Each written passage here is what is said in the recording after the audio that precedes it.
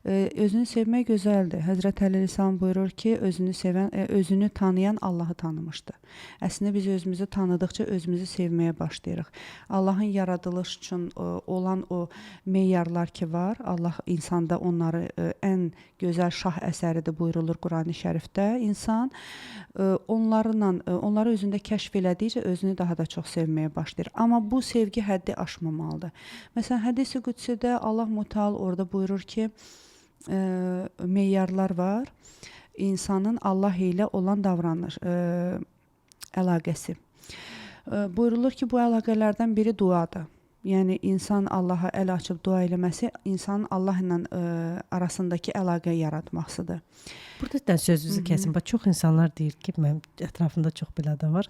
Deyirəm ki, dua elədin. Deyir ki, o bilirdi özü. Dedim ki, Allahım, sən bilirsən, özünü həll elə. Bildirmək lazımdır. Dilə gətirmək lazımdır. İstəkləri bildirir. Düzdür, Allah bilir özü. Amma insanın özünü müraciət eləməsi bir başqa aləmdir.